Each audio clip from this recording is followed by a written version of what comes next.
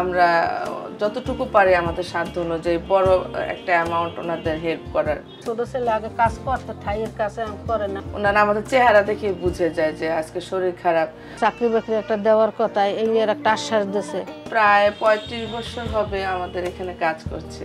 এরা যদি একটু সহায়তা করে দেখি আমরা চেষ্টা করতেছি আপ্রাণ যে ওনাদেরকে করে দেওয়া যায় কিনা।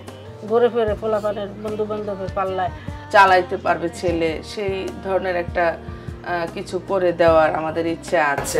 অনেক বছর ধরে ওই এক জায়গায় আমি কাজ করি।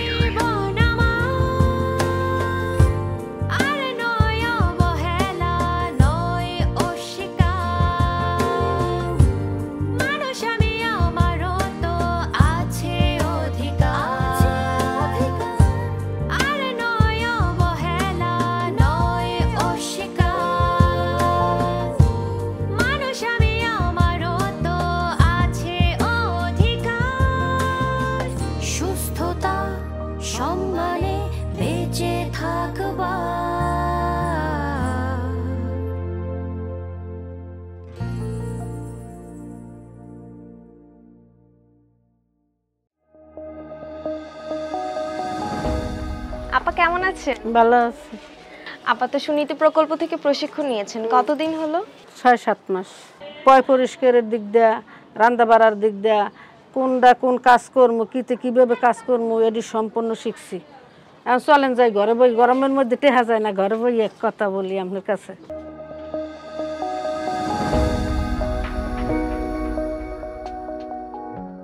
আপা আপনি যে প্রকল্প থেকে প্রশিক্ষণ নিলেন, আগে যা ছিলেন এখন কতটা উন্নতি করেছেন বলে আপনার মনে হয়?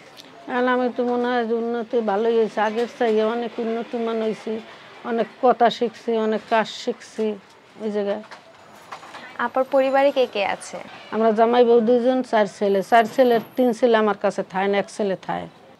1 ছেলে ওই মাছ ধরে, আর 1 ছেলে এই পুলিশের কাজ করে, আর 1 ছেলে তো আমার কাছে থাই না। আর ছোটো ছেলে আগে কাজ করতে থাইয়ের কাছে এখন করে না। আমি তাছাড়া এখন লেগে একটা কাজ কাম দেখতে আছে। আমি যে জায়গায় কাজ করি ওই ম্যাডাম বলছি যে এরা একটু কাজ কাম দিতে বললে, এখন হেরা যদি একটু সহায়তা করে।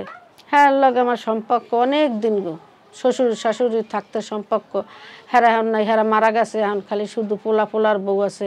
হেরা আমার অনেক সুযোগ সুবিধা দেয়, এগুলো লগে চলি ফিরি, অনেক সুযোগ সুবিধা দেয়। অনেক বছর ধরে ওই এক জায়গায় আমি কাজ করি, 25-26 বছর ধরে কাজ করি। ওই এই বাড়ি মালিকের মাইয়ের এখন করি, আগে মাইয়া আসলো না, এখন মাইয়া আছে, মাইয়েরও করি, আর হ্যাঁ পুত্রের বউ পোলার করি। তাহলে আপনার বিপদে আপদে কি তারা পাশে থাকে আপনার? হ্যাঁ থায়, হ্যাঁ বিপদ আপদে থাকে। আপনি তার বাসায় কাজ করতে কখন যাবেন? আমি ওই জায়গায় কাজে যাই, 9টায়ও যাই, 10টায়ও যাই। শরীর ভালো না লাগলে একটু দেরি করে যাই, আবার না যদি শরীর ভালো থাকে তো আবার তাড়াতাড়িও যাই। আজকে যাবেন না? হ্যাঁ যাম। চলেন তাহলে আপা দেখা করে আসি। আসেন।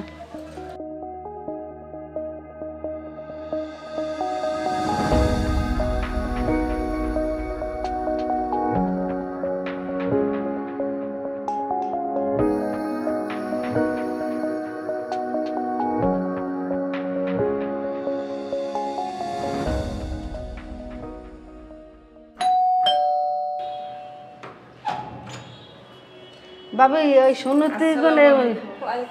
ওই সুনীতিগণে লোক আইছে আপনার লোক কথা বলতে।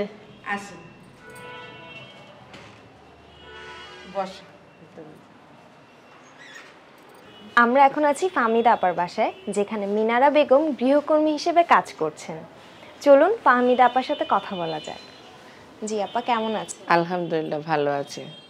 মিনারা আপা তো আপনার এখানে কাজ করছে, কত বছর হলো? উনি প্রায় 35 বছর হবে আমাদের এখানে কাজ করছেন। তার সাথে আমার পরিবারের সম্পর্ক একদম পরিবারের মতোই। যেমন আমার বাচ্চারা তো আসলে যেমন খালা, প্রথমে ওনারাও সালাম দেয়। আমার বাচ্চা আসলেই সত্যি অর্থেই সালাম দিয়ে ঢুকে ওনারা। আমাদের বাচ্চারাও দেখলে সালাম বলে, এরকম খালা কেমন আছেন, ভালো আছেন, আচ্ছা কি খেয়েছেন, এই ধরনের সম্পর্ক। আমার বাচ্চারা গিয়ে খাবার দিবে, আমাকে জিজ্ঞেস করবে মা খালা খেয়েছে কিনা। উনি তো কিছুদিন আগে সুনীতি প্রকল্প থেকে ট্রেনিং নিয়েছে, আপনি কি এ ব্যাপারে জানেন?